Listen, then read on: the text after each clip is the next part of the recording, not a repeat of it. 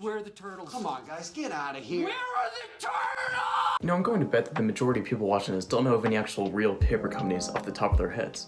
Did you know that the largest paper company in the world is called International Paper, located in the US? Neither did I. So I bet if I asked you to name one, the first one that would come to mind is a little old company called Dunder Mifflin Incorporated.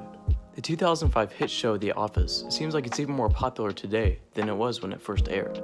Keep in mind, this show ended in 2013, yet people all around the world are still talking about it. Quotes like, I'm not superstitious, but I am a little stitious. Well, well, well. How the turntables... and of course the iconic, are practically ingrained into our memories and have become a huge part of meme culture. And think about it, people nowadays are leaving their work to come home and watch a show about work. But why is that? Why do The Office Twitter and YouTube accounts still post videos that get millions of views and thousands of likes? Why does every other classic show not even have a fraction of the followers that The Office has? Including shows that are currently still airing. Why do you see people all around in the streets wearing The Office merch and even having the most specific of shirts like, okay, I'm gonna try and do this all in one breath. And actually, why don't you go ahead and subscribe faster than I can say. Michael Scott's Dunder Mifflin Scranton Meredith Palmer Memorial Celebrity Rabies Awareness Fun Run Program Race for the Cure. Phew. And more importantly, what made it all work? To understand this, we need to focus on the main thing that The Office is trying to accomplish since the beginning, the humor. Much like Seinfeld, this truly was a show about nothing. Except this was a different kind of nothing. This was a nothing that everyone could relate to. Memes are the funniest when you can relate to them. If you're a college student, then a meme about bankruptcy and having barely any money is going to be funny because it's relatable. If you grew up in the 80s, then a meme about whatever this was is going to be funny because it's relatable. And if you work a boring dead-end job, then a show about a boring dead-end job is going to be funny because it's relatable. See what I'm getting at? The Office thrives when it focuses on relatable humor. I'm going to ask you a seemingly simple question. Who is the most important character in The Office? Now, I know what you're all saying. Oh, come on, Ryan, it's obviously the main character, Michael Scott. No, he's not. Michael is an amazing character, my personal favorite. But the question is, who's the most important? Michael himself has a very distinct and cartoonish personality. And when you think about it, he doesn't really fit in with the idea of relatable comedy, as his extreme personality wouldn't be enough to hold the show by himself. Well, if it's not him, then maybe you're thinking of fan favorite Dwayne. Everyone has called me Dwayne all day. Oh shoot, I meant Dwigged. Whatever. But Dwig too has a very cartoonish style to him as well. And the typical crazy sidekick has been done in many other shows, so he alone isn't too special in terms of the structure of the show. So maybe now you're thinking Pamela Beasley or Ryan the Temp, or Stanley Hudson or William Charles Schneider. Sure. No, it's none of them either, as they all have distinct personalities and couldn't hold the show together with their different extremes. That's why the one character, yes, the one character who holds this show together, is none other than Jim, James, Jimothy. Halpert. No, that one. Jim Halpert has always been shown to be your average Joe. Or average Jim, I guess, in this situation. Get it? Why are you the way that you are? From the very first episode, we get a scene of him describing his everyday tasks.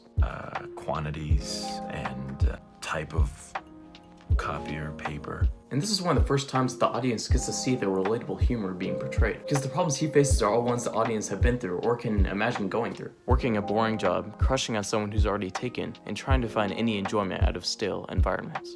And all this is important because we see the show through his eyes. If Jim is the sun, then every other character on our planet is orbiting him. Have you ever noticed that during any interview, the characters always look at the producers and interviewers, except for Big Tuna? He always looks directly into the camera, as if he's talking to us. Because, well, he is. And all this is greatly helped by the idea of the show being in a documentary style. It allows the camera to be dynamic, with moving shots, peeking between blinds, and even getting in the way of our characters. It's not just on one simple left to right swivel like in normal sitcoms. But since the show is shot like this, we get to hear Jim's thoughts of everything, rather than just being out-of-place exposition.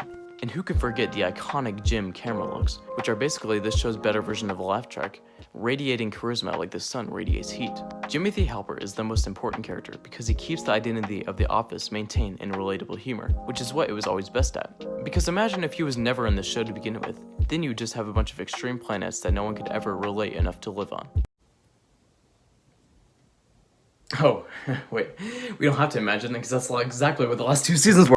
It's a well-known fact within the Office community that the last two seasons are, well... It's bad.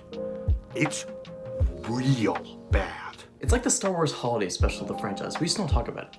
Except, Even that had some redeeming qualities to it. But everyone thinks that this all happened because Steve Carell left the show. And well, that's right, but not necessarily in the way you might think. Yes, losing Michael Scott took a lot of the great comedy and memorable quotes out of the show, but the bigger reason was that this offset the whole balance of the show that they had been thriving on. Yes, the day that Michael left was the day that Jim's character died. Michael's comedic gold was one of the main things keeping the balance in check between humor and Jim's relatability. Once Michael left, the show was struggling to find its replacement. The problem was though that there was no replacing him. However, they tried and ended up landing on none other than Andy the Nard Dog Bernard. But he alone couldn't drive the show with his humor, and so the writers had to call in some backups to assist, like Dwigged, and yes, even Jim Halpert. What once was our relatable character now turned into just like everyone else. And what was once our relatable show turned into, well, a cartoon. Don't get me wrong, The Office was always a little bit cartoony, but there was a clear balance to it with Jim holding it together. No longer were there relatably funny jokes, like awkward situations where you have nothing to say, or not being invited to a party, and then making it even worse by showing up to it anyway. Instead, now we have lice grenades, shooting a coworker with a bull tranquilizer, hiring someone to break someone else's kneecaps, and climbing a whole office building so you don't have to talk to someone? What? Now, The Office had turned into your average show, and every Jim look in the last 2 seasons didn't feel as funny as before, because now he was just as cartoony as everyone else. It wouldn't have hurt so much if we hadn't been gifted with the earlier seasons. I think the quote, I wish there was a way to know you're in the good old days before you've actually left them. sums up everyone's feelings about it. I will always love The Office. Even though I don't like the last 2 seasons, I'll still watch them from time to time. And the show as a whole will always be a perfect imperfection. Even NBC has tried to recapture the same magic with The Office, and I've gotten close, but not quite there. And honestly, I don't think I ever will, nor does it need to be. What we already had with this first season was a masterpiece, from the memorable quotes, to the humor, to the cinematography, to the heartwarming moments, and yes, to Jim holding it all together. This truly was something special that was also relatable and ordinary, and goes perfectly with the final quote. There's a lot of beauty in ordinary things. Isn't that kind of the point? And why The Office just worked.